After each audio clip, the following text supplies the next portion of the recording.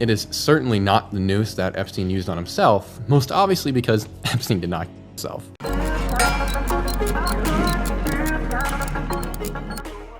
The other day I stumbled upon this video, and the video title is Epstein is Alive, Here's the Evidence. Now, when I saw that, I was like, I'm really skeptical. And that's why I'm reviewing it today. I want to see if it's bullshit, or, maybe there actually is evidence. Maybe he is alive. But without further ado, let's jump right in. Now let's dive. I spent the last 3 weeks of my life digging up the real, unknown information about Jeffrey Epstein. You know him, the beloved financier and philanthropist, and his esteemed girlfriend Ghislaine Maxwell, the heiress and Redditor. And in that time, I noticed that there was a hole in the market for Epstein information, that being any reasonable proof he actually met his end by his own hand in August of 2019 in the jail cell. And from my research, there's only one conclusion from what I've uncovered. Not only did Epstein not take his own life, he never even died at all. And so that's what I've set out to do for you here today. Bring all this information together that I have gleaned from the internet and first prove that Epstein did not kill himself, and second of all, prove that he is still alive, and third of all, give some plausible theories about where he might be today. One would assume that guarding Epstein was a battalion of Navy SEALs, perhaps prepared to perish to preserve and ensure.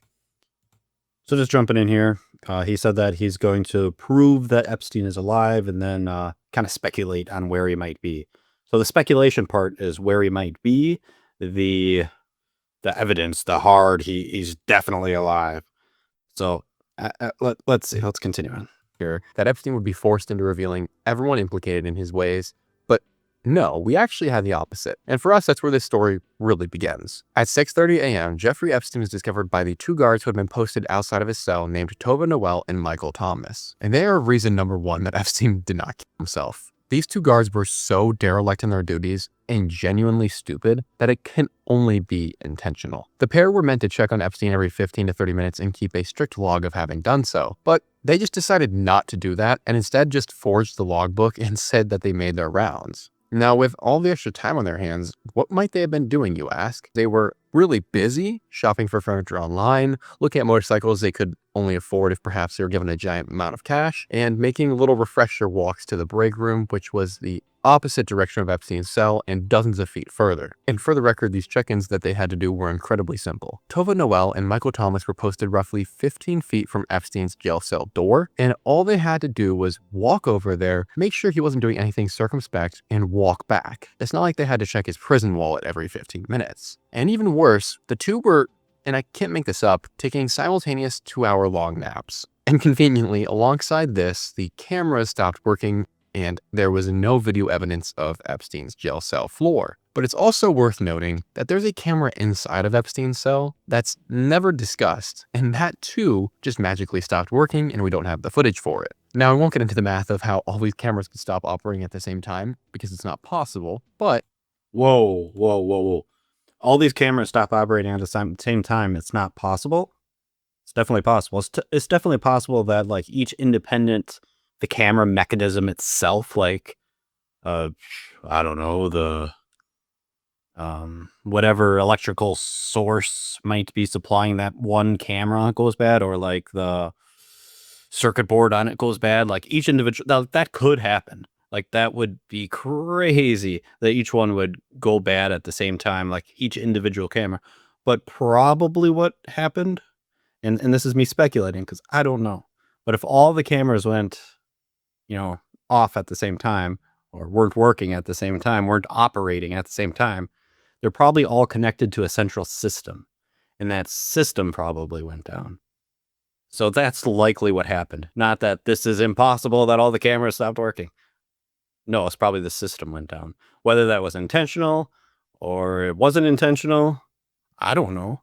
But yeah, that's likely what happened if all the cameras went down.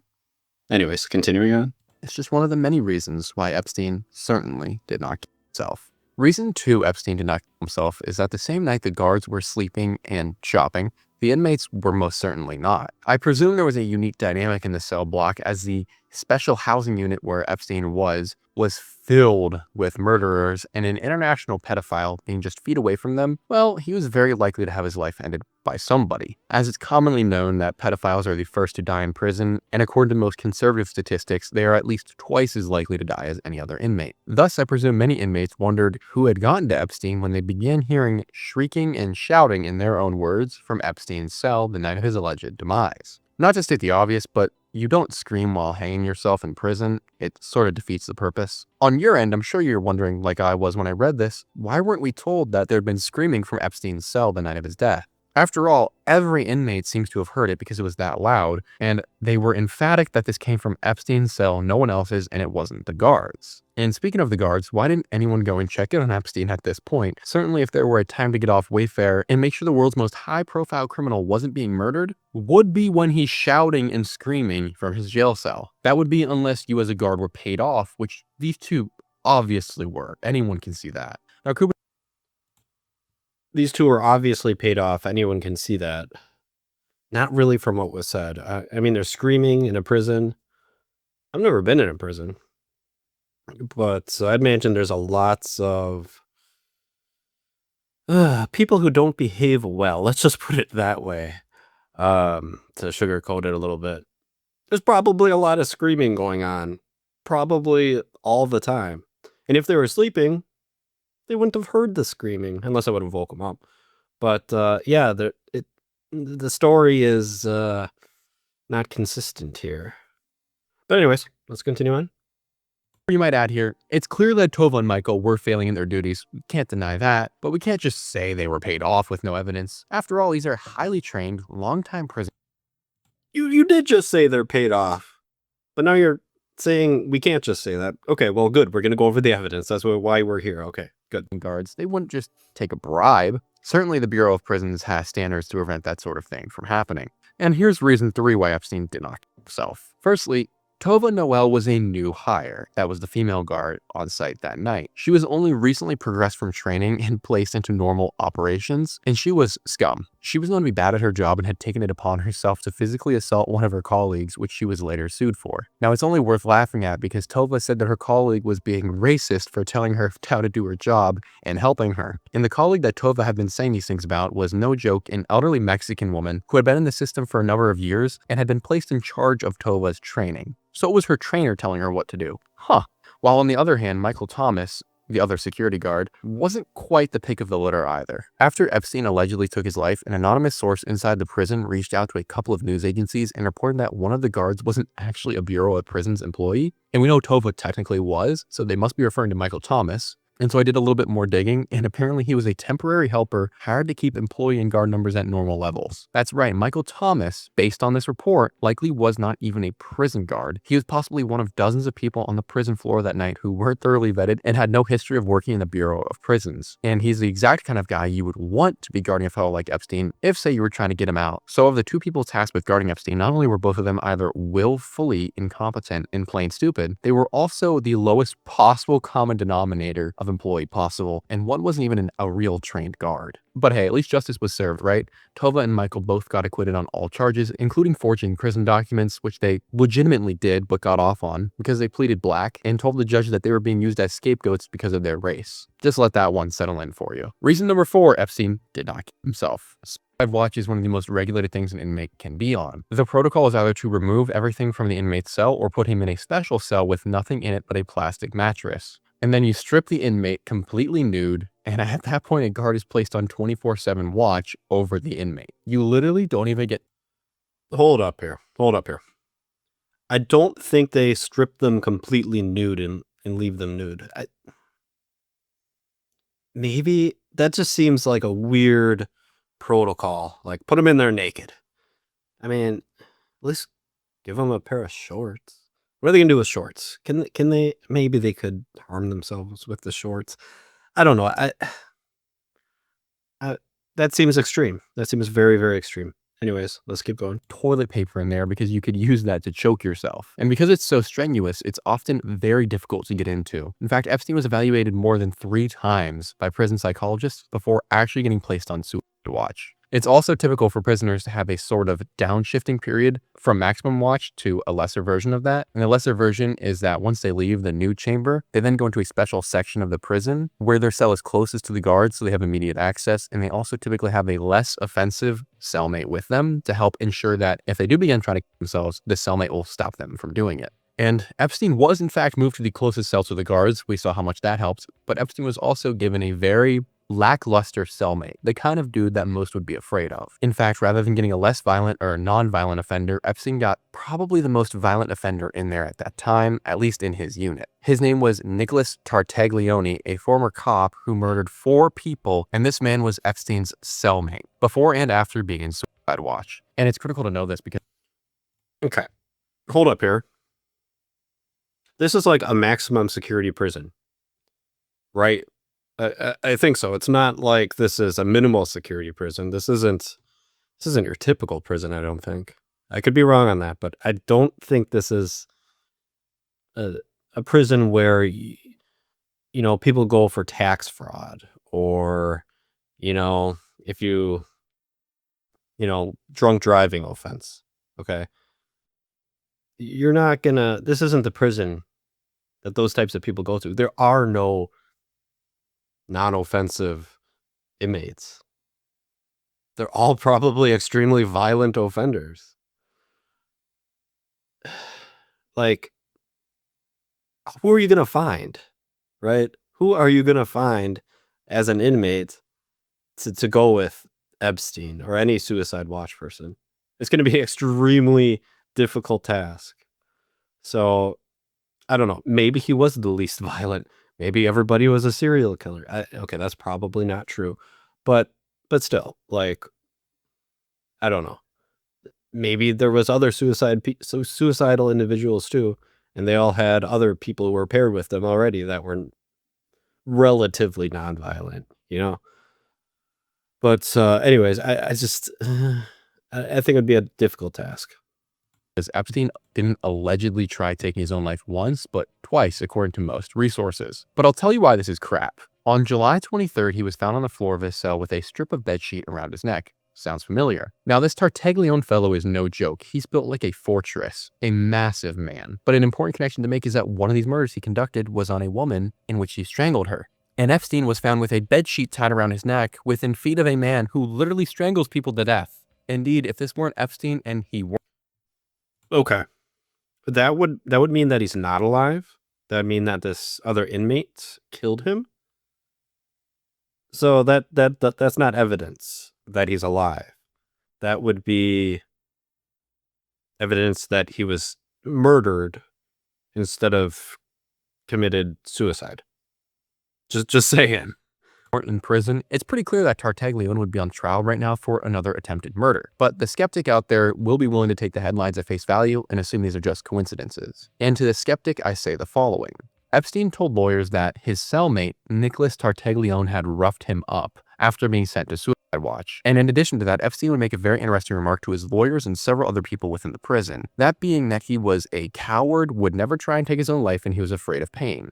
So therefore, why on earth do we have the mainstream narrative that it was Epstein trying to take his own life? Reason number 5, that Epstein did not kill himself, goes along with the above, in the sense that there are dozens of things I could point out, and this video will be an hour plus long. So to save time and get to the juicier bits later on, I'm just going to rapid fire a few factoids at you. Number 1, on July 16th, Epstein made an unmonitored and illegal phone call from prison, presumably on an employee's phone he got permission from. Worth noting, this employee broke every single code, and yet he was never prosecuted. The phone call, despite being made in a prison with dozens of cameras watching and recording audio, has never been released. Maybe the cameras weren't working that day either. And to this day, over 6 years later, we still are not told who's on the other end of the line. Epstein eventually hung up the phone after a stern, many minutes long conversation and gave... So with regards to, like, maybe the cameras weren't working that day also. Yeah, maybe. Another probably better explanation is that they record over, like they don't have unlimited data.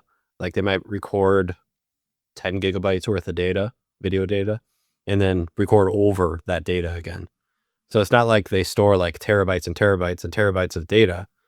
This isn't like, I don't know, a secret government lab or something. It's a prison.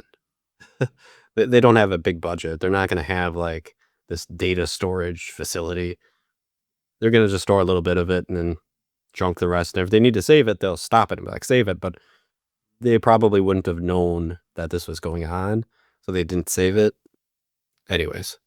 Gave the phone back to the employee. Now, who on earth could Epstein have possibly said he was calling? Well, his mommy, of course. And apparently the guard was never given a basic facts file on Epstein, because had he been, he would have known that Epstein's mother had been dead since 2004, a full 15 years prior to this phone call. Meaning who Epstein made the call to is still completely unknown, but it definitely wasn't his mom.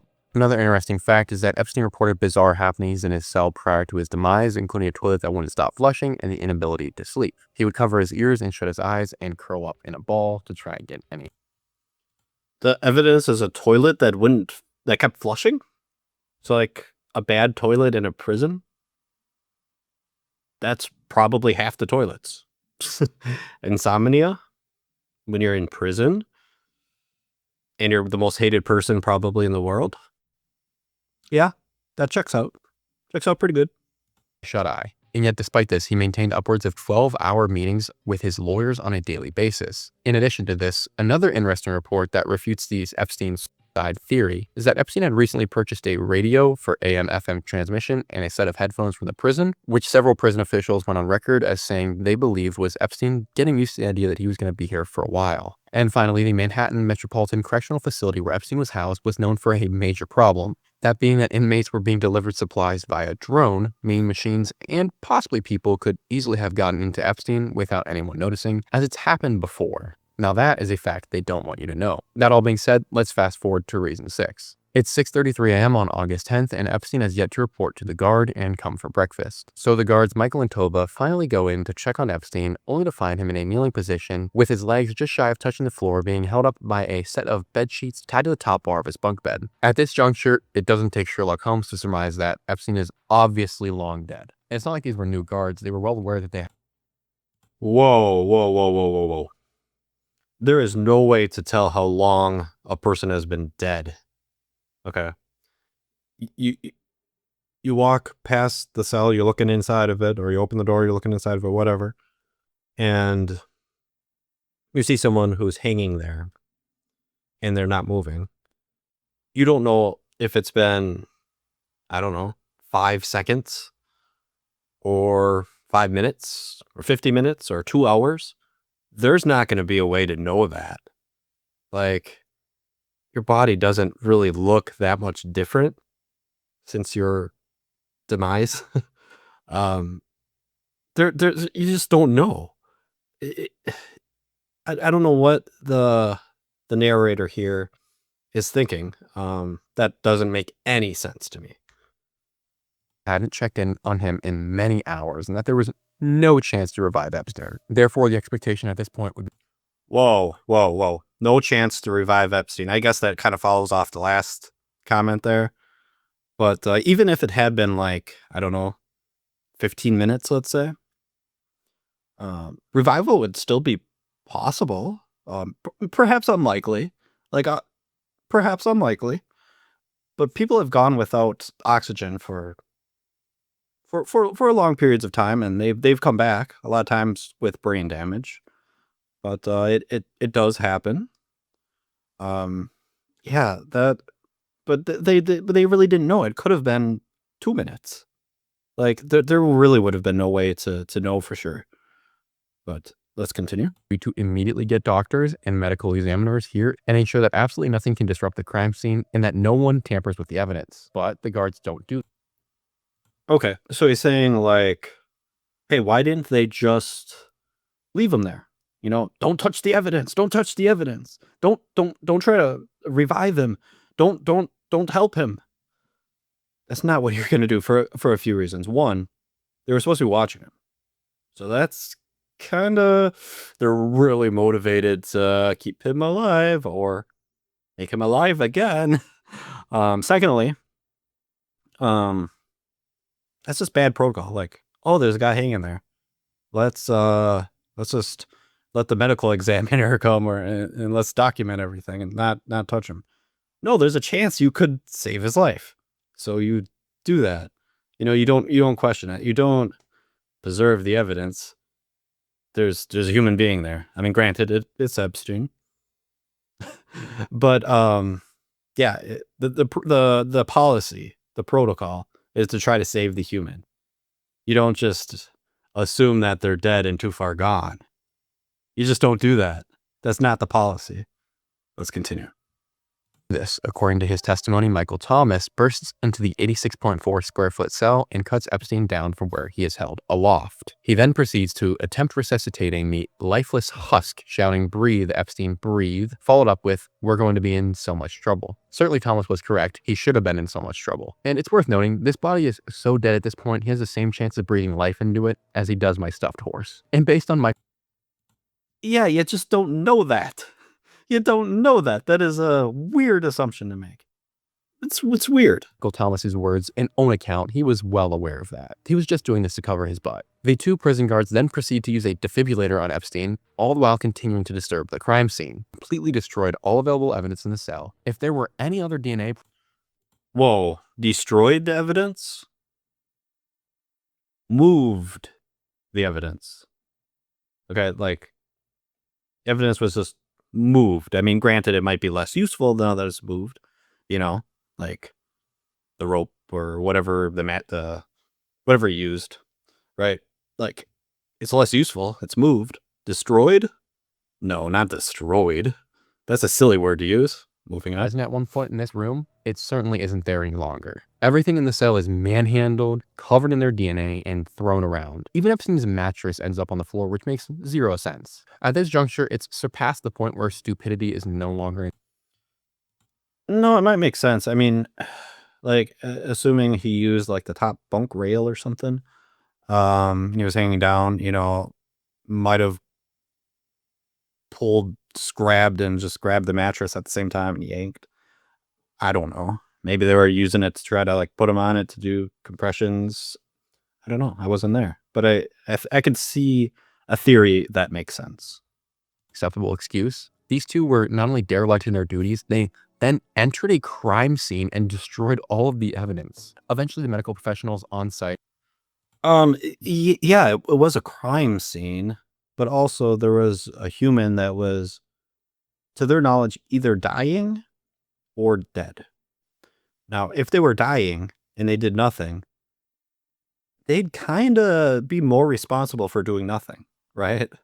If they're already dead, then I guess it doesn't matter, but how are they supposed to know? They don't. I wouldn't be able to tell. I doubt they'd be able to tell. I don't think you can tell.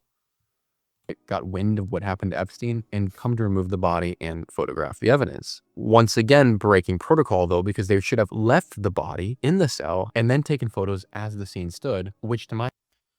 No, there is no prison guard manual out there that says if someone hangs themselves and they appear to be completely dead and unrevivable, just leave them there and take pictures. No. No, you can't convince me that is a policy in a prison guard manual. Absolutely not.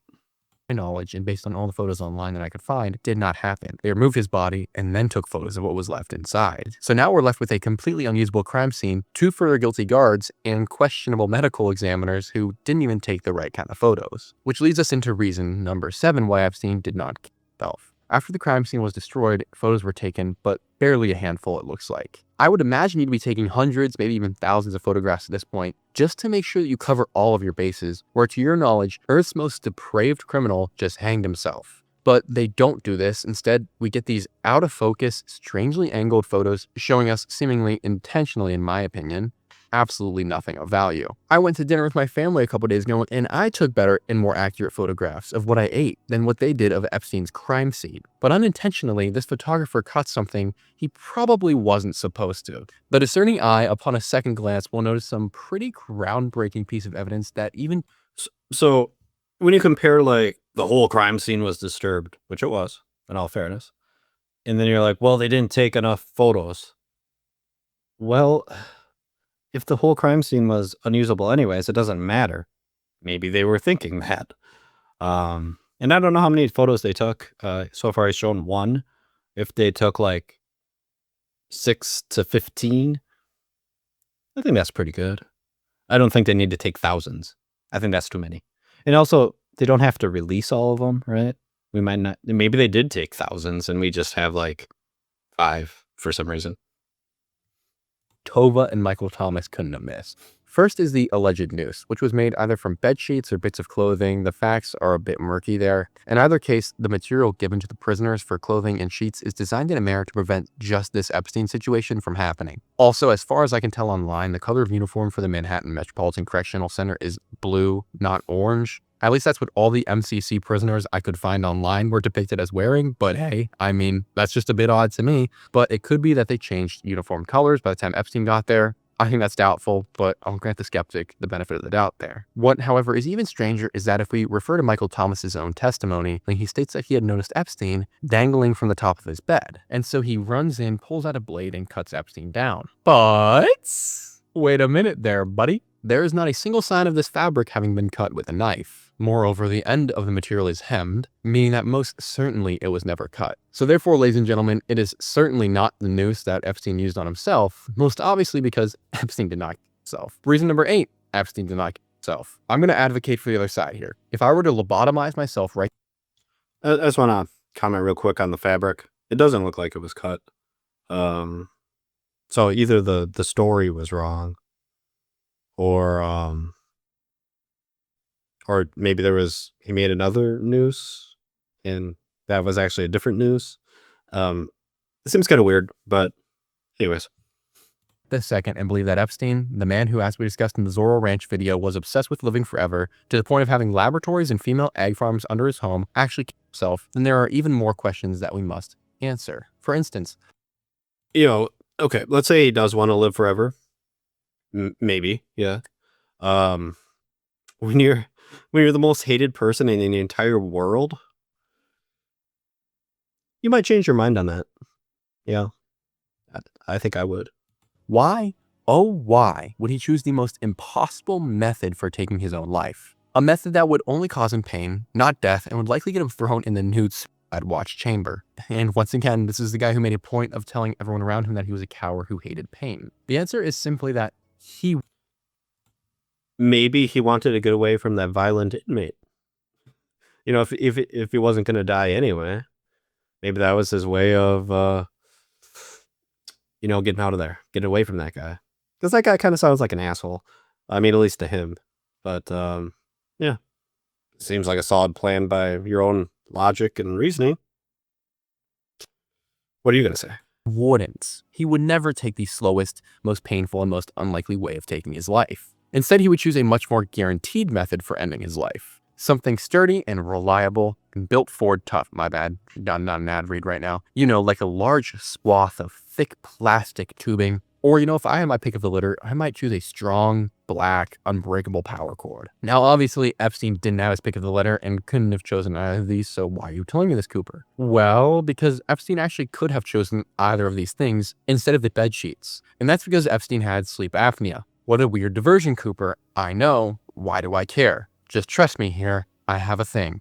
My father also has sleep apnea, and with it comes a very large, loud machine with this strap that goes over your face and sucks into your nose. It's really weird looking. And then that attaches to a length of thick plastic tubing that then goes into a machine, typically a big black box, that forces you to breathe and is powered by typically a long black cable which plugs into any wall within several feet. Sleep apnea is really crucial for some people because at certain points you can stop breathing. So I just want to point out one thing. There are battery-operated sleep apnea machines, so his may or may not have had a cord.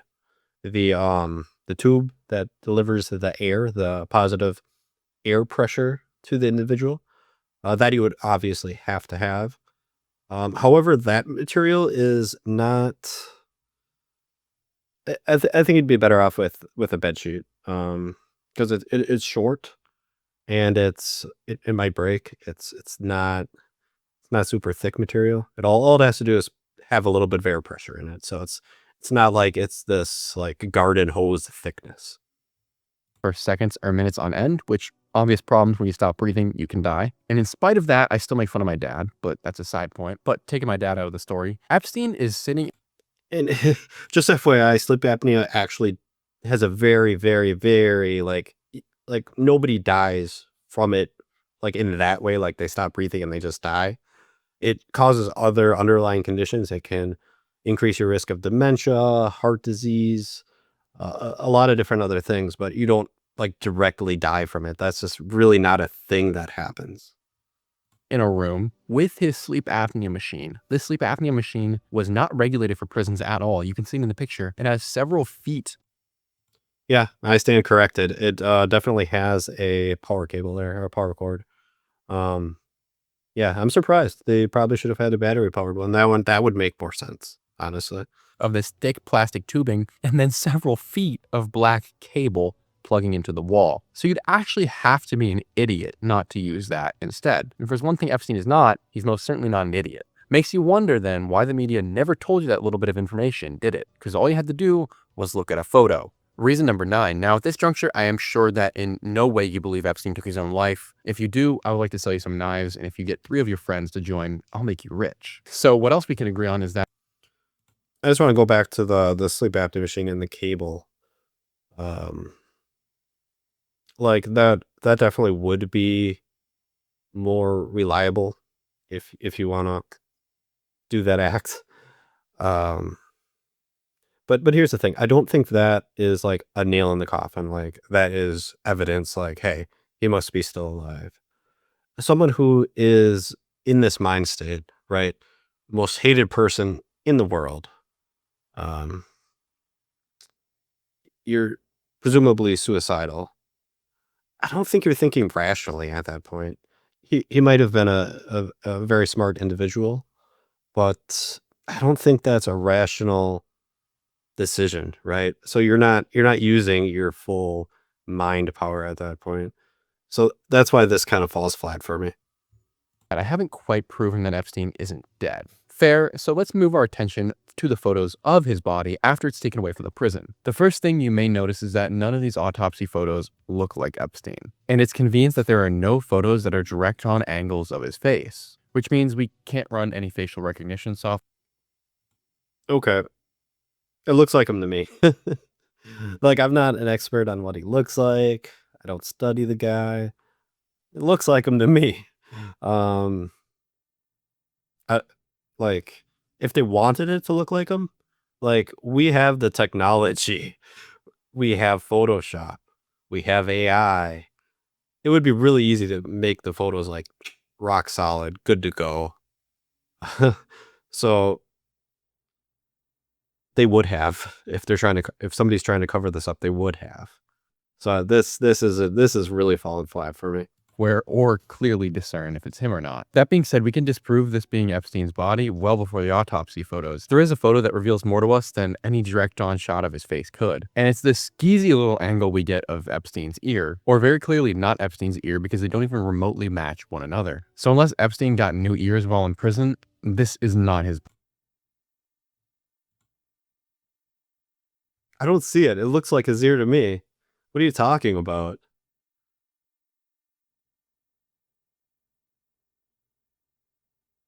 Like the contrast on the one in the left looks like it has a lot of contrast. Like it looks like it has a lot of depth.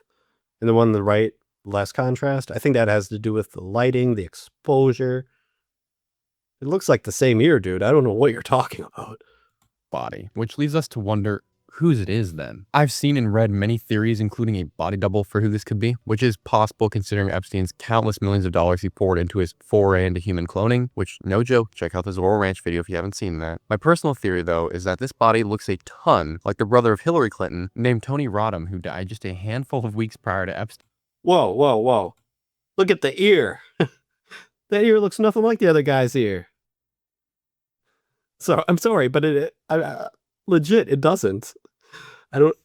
This is silly. This is silly. I don't know.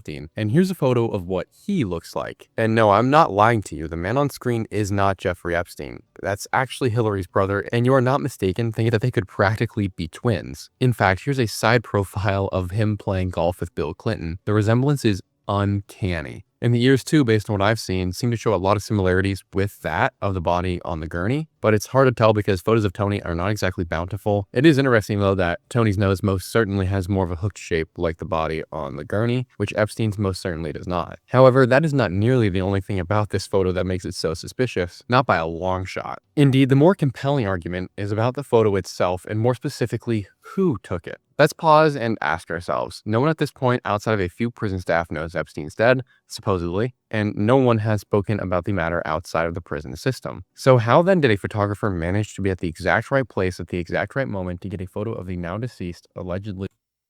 I'm going to take a guess on answering that question. I'm going to say that there was there's probably a 911 call and some police radio activity. And you know how news stations sometimes monitor that, and then they'll go out to wherever the police are to do a story or whatever, or the fire department, or whatever.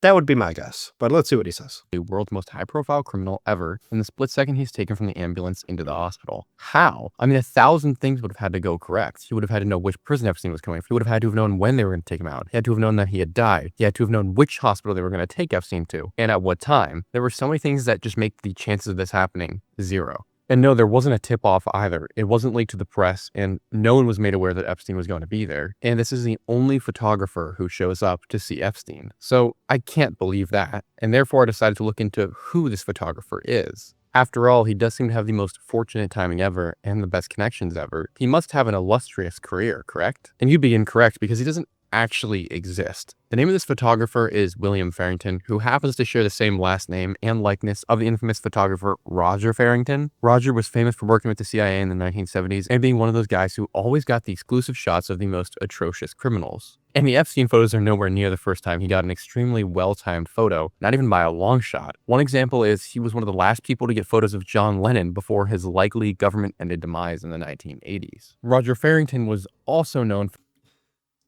I just want to point out that this guy, he's just throwing all the conspiracies out there, I love it. his special connections to the Boston Mafia in the 1970s. Roger Farrington was also a very close friend of the Clinton family and took many of their photos, and also had top secret security clearance. Just let that one settle in for a second. And Roger Farrington has also photographed the wealthy, powerful, and celebrities, and his list of employers is just about the exact same as Epstein's Black Book. So I don't know about you, but that seems like a connection to me. And this William Farrington, despite taking one of the most important series of photos ever, that being Epstein's body being rolled out of the ambulance, has no desire to take credit for it. Indeed, outside of the watermark with his brand name on it, you really won't find him talking about it anywhere. Thus, when an investigator managed to find his phone number and call him, he got a very strange response that he wasn't expecting, considering how important this photograph was. And here it is for you now.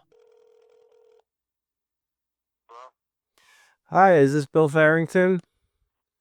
Who's calling? My name's Robbie Walters. I'm a freelance writer from upstate New York. What's going on?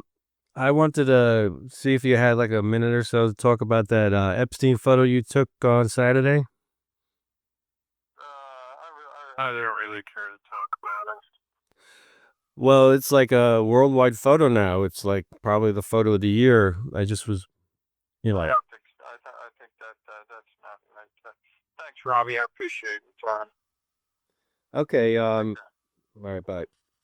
Combine everything I've told you with So the photographer declined to talk about the photo. That's the evidence. That's the smoking gun here. No, he just declined. And it could be a lot of different things.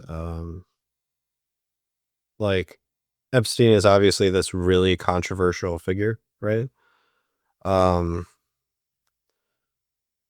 maybe he just didn't want to go into that deep end of the pool. You know what I mean?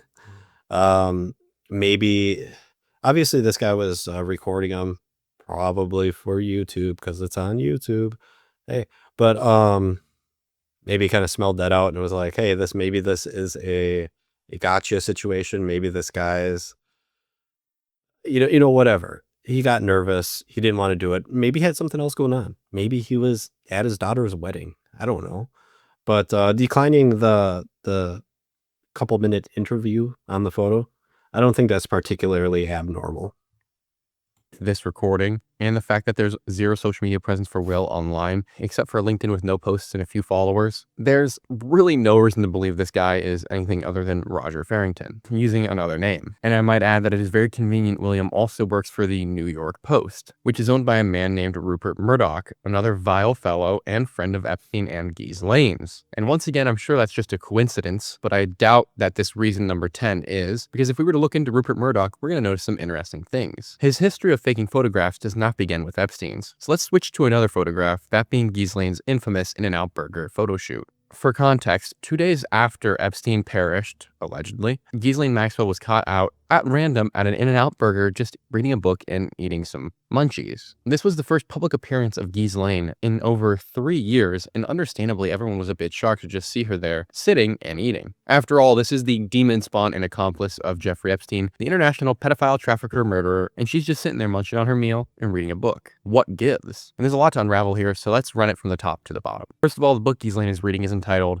The Book of Honor, The Secret Lives and Deaths of CIA Operatives, which is a little on the nose considering her father Robert Maxwell, herself, and Epstein were all intelligence assets. But that is by no means the strangest thing in this photo. Expanding into the photo itself, there are some things that are clearly off. According to the story, the photographer was a random passerby who noticed Ghislaine and asked if she was actually Ghislaine Maxwell, and then took the photo. Except that's definitely a lie. Firstly, there are 2 drinks, 2 phones, and 2 trays of food, as well as an ID badge sitting on the table. Ghislaine is clearly not alone, as the whole news media was telling us. Secondly, reviewing the metadata for the photo shows that it wasn't taken on some random phone camera, but a high-quality photography camera, which is convenient. Someone just had that with them while at In-N-Out Burger. Thirdly, the copyright for the image is owned by a company named Meadowgate Media, and a basic search for business filings shows us that Meadowgate Media has 5 directors or officers, and the agent for the company, who filed the paperwork, is a woman named Leah Staphian. And Leah, as we are told, is not some random passerby, but actually the Maxwell family lawyer, and was with Ghislaine all the way through her show trial. The dog in the In-N-Out image is not Ghislaine's dog, as I imagine she eats puppy souls for breakfast, but is actually her lawyer Leah Staphian's dog, and you can see that on her archived social media profiles from the time. Thus, the photograph was clearly staged.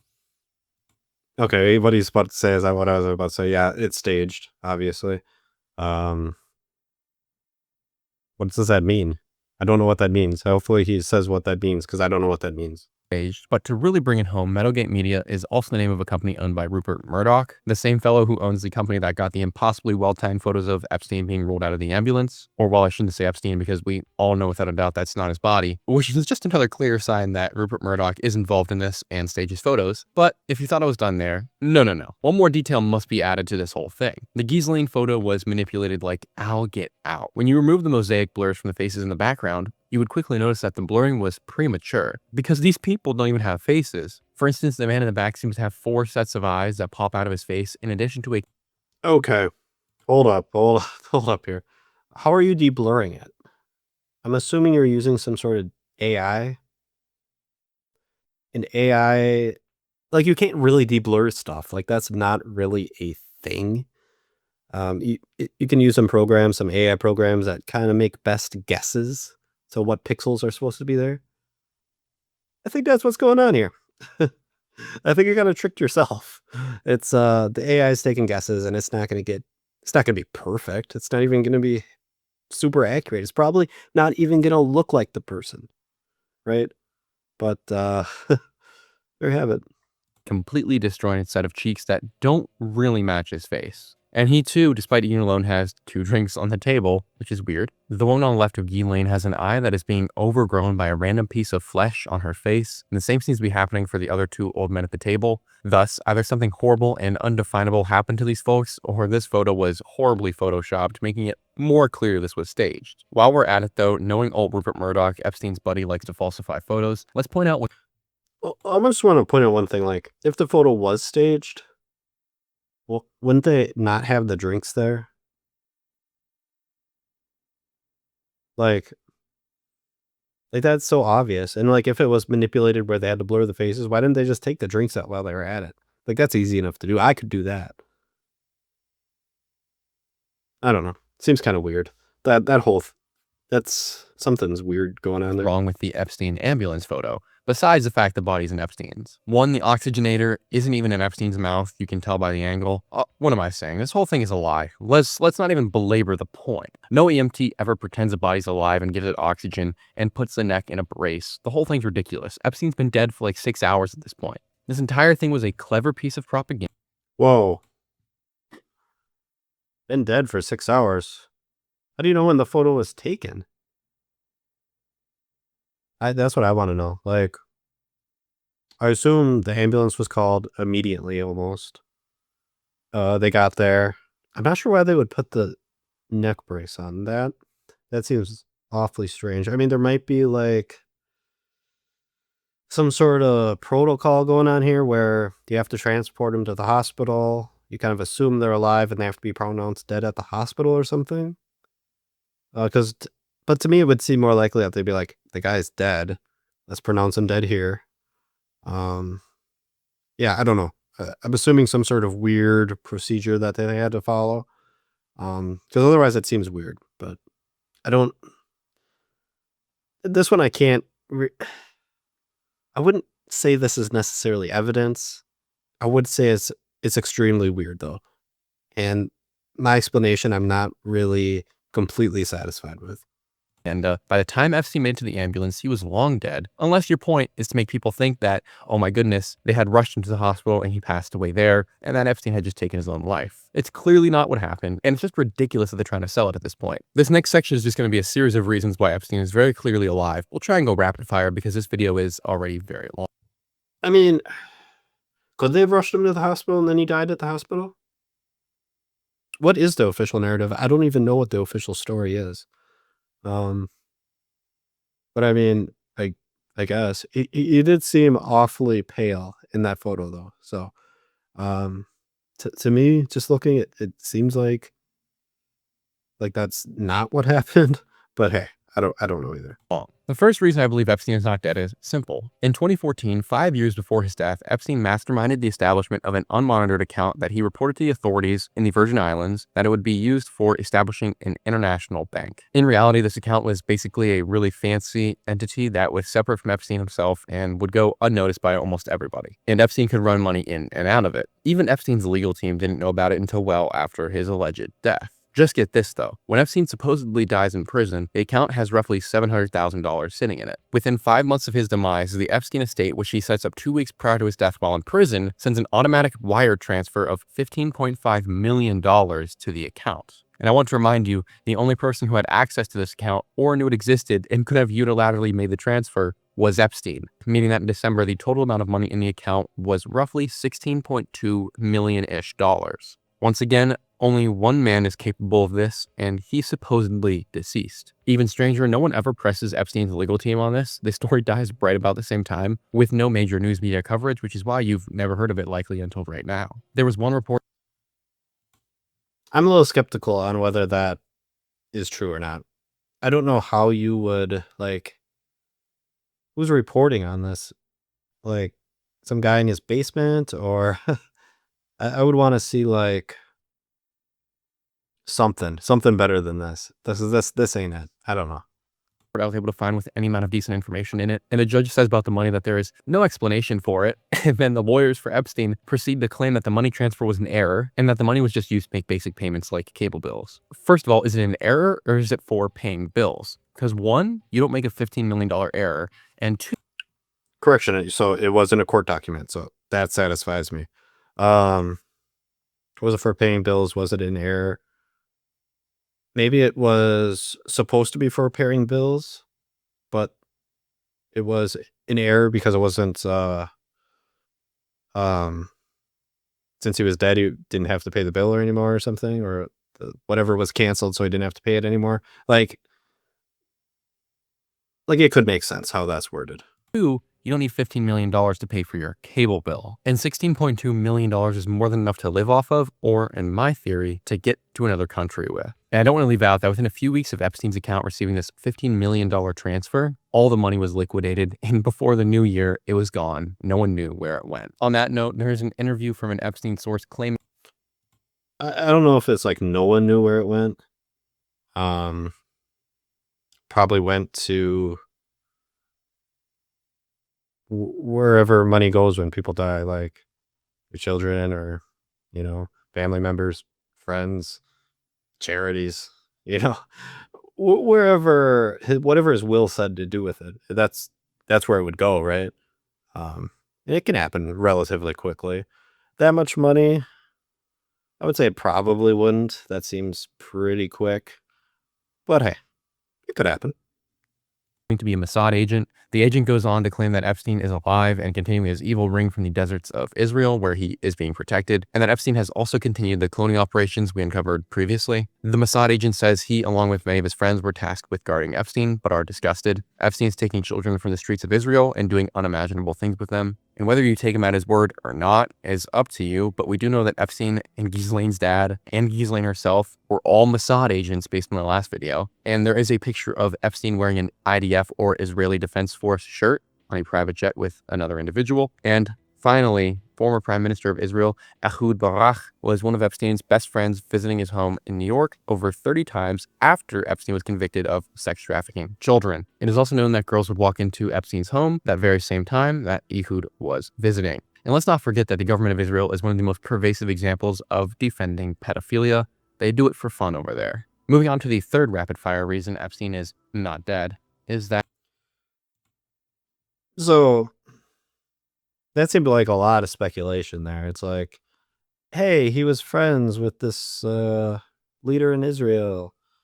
Therefore, he's not dead in it. Well, I mean, therefore, if he is alive, he's in Israel. I mean, okay. If he was friends from someone in South Africa, would he be saying he's in South Africa? I mean, sure, I guess it's possible. Or it's like, yeah, if he's alive, he was friends with this guy and he's there. I don't know. It just seems like a wild guess. After doing that 30-minute Zorro Ranch video, I realized something very odd. A few years after Epstein allegedly passed away in prison, an anonymous buyer came forward and purchased the property at about a $10 million discount. And to this day, multiple years later, we've never gotten a single bit of information about who owns the property. And I do have to imagine that only one person would really be willing to buy that kind of property, considering that the entire thing is covered in cameras, and there's a kiddie strip club in the basement, and egg farms, and all sorts of other disgusting things. Which then makes me wonder why this buyer has been left anonymous, because there's only so many people in this world who have the sort of money to acquire such property. There's even fewer people who would know how to operate all the things inside of the property. And finally, keeping the buyer anonymous really does make me think that Epstein just reacquired the property under a different trust so that no one would be the wiser. Because after all, CNN and Fox told us he's dead, so he's dead. But sorry, that's too conspiratorial. 4, Epstein was clearly wealthier than anyone has ever been told. I've seen the numbers of his net worth go up every year from 500 million to 600 million to $1 billion to $2 billion. He clearly had a lot more money than we're aware of. And more important than money was his sway. He had connections to just about every single wealthy or powerful person or celebrity on the face of the earth. And there's no shot that he ended his life in prison. He most certainly got out. But one reason why I think that is because most of Epstein's wealth and his properties have been hidden to us. For instance, I'm assuming that you did not know, as I didn't until recently, that Little St. James, the island of infamy that comes to mind for everyone when they think of Epstein, was actually one of 2 islands he owned. He admitted to this in an interview. Little St. James is the little version of his other island, which is named the Great St. James. Little St. James is about 71 acres, and his Great St. James is 2.5 times the size of that, coming in at a whopping 161 acres. That island has never been searched, and we do know that there are buildings on it, but no one really seems to be able to get pictures of the property up close, which is just another odd addition. It's also worth noting that allegedly these islands were sold, but to an anonymous buyer, for whom we have never gotten the name for, which co-aligns with just about every other Epstein property that has been sold to date. They all have anonymous buyers who never want to come forward. At the same time, Yeah, I mean, let's say you want an island. Probably really difficult to buy an island. Limited supply. You know what I'm saying? Especially with existing structures, so you don't have to spend a ton of money, You buy Epstein's Island, and let's say it's not for weird purposes, for legit purposes. Vacation home, right? It's a building. It's on an island. It's kind of nice, right? I don't think you want to come forward publicly and say, "Yeah, I bought Epstein's Island. I'm gonna go vacation there. It's gonna be nice." And even if that's nothing creepy going on, people are going to think something's creepy going on. So, yeah, that'd be weird. Nobody's going to admit to that. So, yeah. Time is this, we have drone footage of Epstein's little island a short while after his death, and while this drone was flying around getting video of the property, he noticed that there was a couple of people hanging out there. At first, one would assume that they were just landscape workers, but upon a second glance, he noticed that besides the black guy is this really oddly familiar looking white guy with white hair. He's just hanging out on his ATV, standing there, until he notices that there's a drone above him, at which point he hides his face for a little bit and then gets into the ATV and immediately drives as fast as possible into the garage where he's never seen again. And the angle is a bit tough, but that gringo does seem to look a lot like Epstein, and it is his island, so who knows? Definitely worth thinking about, but once again, not something you find in the news media. The resemblance truly is uncanny. But above all, if there were a reason to believe Epstein did not take his own life, and that he is still alive, it would be how quickly the media tried to cover it up. From left to right, I really don't care what your politics are. Every mainstream source was afraid to fall. That was a weird drone video. I mean, obviously, it's completely inconclusive. The guy looked to be Caucasian. That's about all you could really tell. So somebody like boated out there with a drone and flew their drone over it. Why didn't they just go on foot? I mean, I guess they might have got like beat up or something, maybe. I don't know. That's interesting. It's interesting that there was people there. Like, you don't know if it was him though. A real lead, like the magic money transfers Epstein was receiving, and they programmed us with hundreds of articles to not question the narrative. Because if you do, you're just an idiot and you love conspiracy theories. Well, you know what? There's an international child sex trafficker blackmailing the most powerful and wealthy people on earth, getting them to kids on camera, murdering them, and stealing their eggs, and discussing how he wanted to clone himself. He also had dirt on just about everyone in power, and you want me to believe he took his own life? Yeah, I'm not that mentally deficient. That's just not going to work. That's not a conspiracy theory. That's just a conspiracy. Now, Did he have dirt on everybody? Like, I don't know. Like, relatively small outlets, news outlets. Like, is he gonna have dirt on them? I don't know. That just seems a little outlandish to say, yeah, dirt on everybody. I mean, clearly he was rich. With being rich, there's some power with that. Saying that he has dirt on everyone and everyone's afraid to say anything. I don't know. I would say to like give it some credibility what you're saying here. Like nobody wanted to question that. Well, yeah, because it sounds like a conspiracy. Like CNN's not going to be like, well, we're not really sure if Epstein is alive or dead. They're not going to do that because that kind of destroys their credibility because they're kind of like appealing to a conspiracy theory.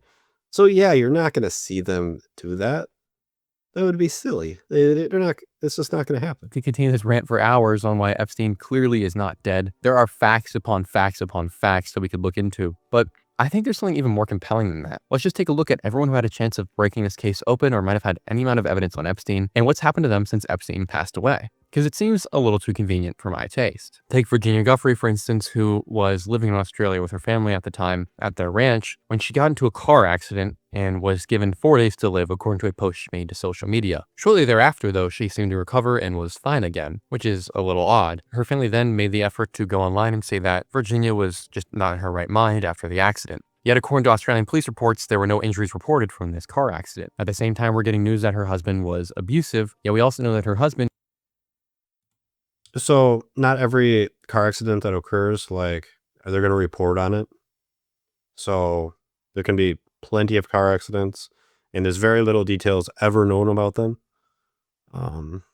So it doesn't seem that unusual that it wasn't reported that there was any injuries, unless you're talking about like a court document or something, but I don't think you are. Or a police report. Maybe there was a police report. Who knows? But at face value, I can't accept that. had claimed that Virginia was abusive and they had both been in court over this. Once again, though, we have no actual proof that anyone was abusive in the relationship because I can't even really find many of Virginia's posts on the topic. Continuing on with that, Virginia in April of 2025 is found dead by suicide, which is odd, And I don't believe that, period. But I especially don't believe it because Virginia made a post to social media discussing how if she's ever found dead by suicide, it wasn't of her own volition and that she did not commit suicide. She was murdered. Continuing even further down that rabbit hole, there is a note that she left that her family said was a suicide note. Except we've only gotten a very tiny part of that note, and it reads as follows. Mothers, fathers, sisters, and brothers need to show the battle lines are drawn and stand together to fight for the future of victims. Is protesting the answer? I don't know, but we've got to start somewhere. They kind of tried to phrase this as a side note, or like something was going on with Virginia and she took her life over this, but this is clearly not a side note. It's saying that you want to continue the fight, which she obviously did by putting on blast Epstein and Ghislaine and everything that they had done. And looking at the letter itself, you can see that there are bullet points, meaning that these are just a few of many points she had listed out for us to know, yet only this small section has ever been released to my knowledge. So very odd and too much mystery surrounding her death for me to believe it's just a suicide. Continuing on. I mean, it could be an excerpt. And just like, I mean, I know these are like high profile, but typically suicide notes are never released to anybody. Like, family might see it, an investigator, like the police might see it. Aside from that, usually nobody else sees it. So it would be unusual to release it in full. I mean, it kind of is a little weird to release part of it, but it's not particularly suspicious. On, we have Mark Middleton, who served as a special assistant to President Bill Clinton during the first term of his presidency. Mark Middleton had admitted Epstein into the White House at least 7 of his 17 times visiting during that first term, meaning Mark had access and knowledge of everything that went down between the two, and yet Mark dies by suicide in May of 2022. He was 59 years old and his body was found in a car at the Heifer Ranch, which is owned by an anti-poverty nonprofit in Arkansas, an hour west of Little Rock. Middleton was also known to have flown on Epstein's jet several times, the Lolita Express. Middleton was forced out of the White House in 1995 after being accused of setting himself up as an international deal maker. In 1996, there was an investigation by the White House which found Middleton had abused his access to impress business clients, and he was barred from the executive mansion without senior approval. And then we have Jean-Luc Brunel, Jeffrey Epstein's French modeling attaché, friend, whatever you want to call him. Jean-Luc was found dead in his Paris prison cell in February of 2020, where he had been since December of 2020 on charges of raping children. Brunel, much like Epstein, was a... Yeah. Okay, I've been talking about Epstein and how he's the most hated person in the world, and why that wouldn't be unusual for him to want to die. Same thing applies to this guy. Like, people hate you. You did something terrible. I can see why you wouldn't want to continue your life at that point. Like, it's kind of a no-brainer. Now, there's more to this video, but I think I'm gonna call it, just end it right here. Just because it was like, it kept on getting worse. Like, I think most of the good reasons were at the beginning. And that's really what I was after. And honestly, with the reasoning getting poorer and poorer, I'm getting a little bit bored. So with all these reasons, I listened to what he had to say for most of this. I don't think that was solid evidence. I don't think it was really, I mean, technically maybe it was evidence in that sense of the word, but I don't think you can draw any conclusions with any certain degree of confidence. So with that being said, it sounds like a conspiracy, but hey, what do I know?